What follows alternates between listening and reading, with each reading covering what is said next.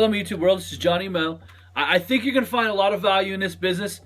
No one knows that I did this. No one, what I'm doing in this video is going to be very interesting, and you're going to see as we go along.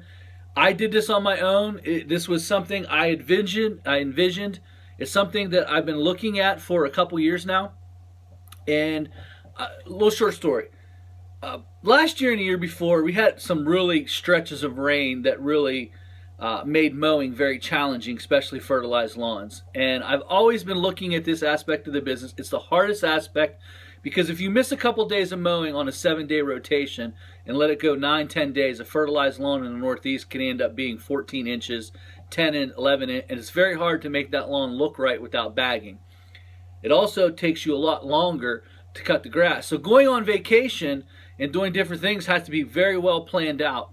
And sometimes you can plan a vacation 2 months ahead of time and have it rain that whole week, and you're blowing your whole vacation because you can't go on vacation or unless you have a crew. But being solo, these are things that I like to think about, especially in dealing with that aspect. Like if you have a landscaping business and it's maintenance, you know, if you miss 3, 4, 5 days, the bushes are going to grow a real little bit. It's not like they're going to grow another 5 inches and make it that much harder.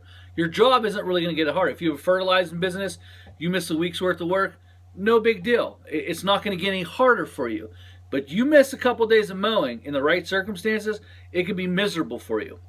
And it's that aspect of the business that stirred this type of thinking on.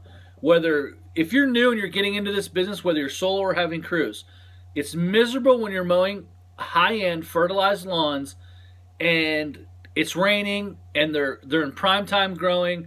You're not making that good of money because it's taking you forever to cut it. So I've been watching Keith Kalfus' videos, and he brings up this interesting aspect of window cleaning. And I've always been kind of interested in window cleaning. So about a month ago, I got on Amazon. Keith Kalfus has no idea that I bought his book on Amazon. He has no idea that I read it. He has no idea what I've done. In fact, he has no idea I'm making this video. As a matter of fact, I could have got this book from him for free. You know, we talked on the phone a couple times, and he wanted to send me a copy, and we just didn't get in contact with each other. I didn't follow through with it. But I ended up buying How to Make $500 a Day Cleaning Windows with no startup money. So what I decided to do is I decided to read the book from head to toe. It's a very easy read. And since I bought the book, I can critique it. I didn't get it for free, so I don't have to say, oh, I think his writing style is interesting, and I think the way that he structured the book is interesting. The way he did some of the paragraph setups and the book setup. Very easy read. I think that you can pick this book up and maybe even go start your own window cleaning business. I would like to have a little bit more in this book. I would like to have a little bit more technique to it, and I'm sure the video series, which I'm not part of, probably does that. So I would have liked to see a little bit more technique in the book, maybe even a private YouTube account where he gives you some basic some basic stuff. But I've never cleaned a window in my life. I didn't know how, so I read the book. Okay, so what I did is I went to Lowe's, and I understand I'm just starting. I bought Ettore. E-T-T-O-R-E, don't know anything about it. I bought a squeegee, and I bought a 3-foot extension pole, and I bought the little Ettore can, and I bought their little chemical mix. And I've been searching on YouTube, and I've been practicing on my windows. I'm not perfect at it yet, but I am starting to get the motion, and so I decided I'm going to do this. So I took a book, and I decided I'm going to add this service to my services. And what I did is I sent out my monthly newsletters, and as you can see right here, I added it as a service, window cleaning. And I've done a couple bids, and I got to be honest with you, I've used Keith's method on there. What I've found so far, I've not landed any bids, and the reason is because apparently our window cleaning company here are pretty cheap. And I know my numbers, and I realized this wasn't expensive. I think I got all this for, I don't know, maybe 25 bucks. Maybe. I don't know. I don't remember. Like 18 something for the package of this. And it's under 30 bucks. So 30 bucks I can clean it with. I'm getting pretty decent. I'm not perfect. Having a little trouble with the edges. The microfiber cloths, I need to do a little bit better job of touching up. I'm also not big on the screen work, and I'm not very comfortable taking the screens out yet. But it's just interesting, so I thought you might enjoy this. So I went on a couple bids, and I used his bidding practice, and plus with knowing my numbers, I kind of know what I want to make per hour, if it's going to make it worth it. And I think there needs to be a minimum charge, even if you go do 5 small windows. Well, come to find out, the window cleaning guys here are charging $2 to $3 a window.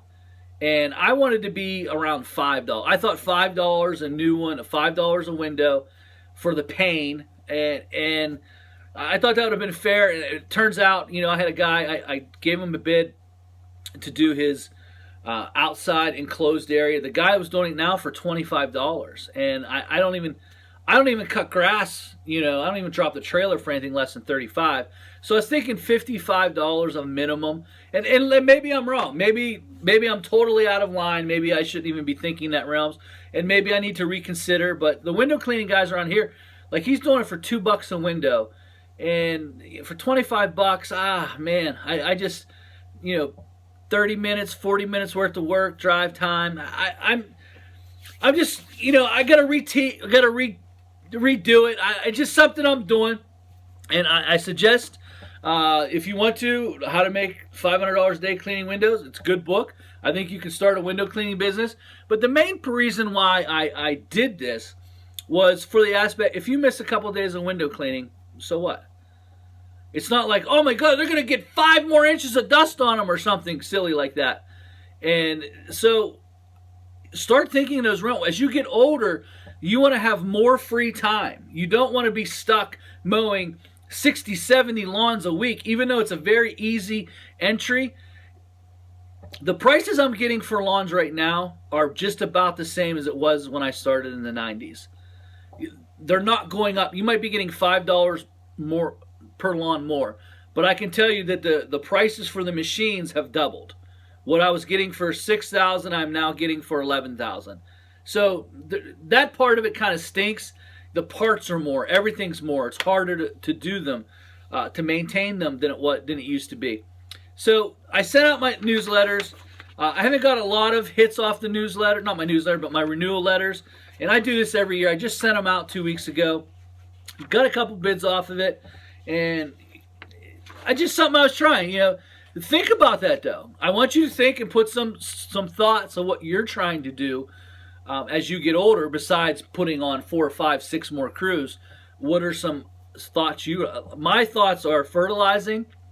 I don't like to prune a lot because it's a little bit harder on my back and you're bent over all the time. I couldn't imagine doing that Monday through Friday all the time.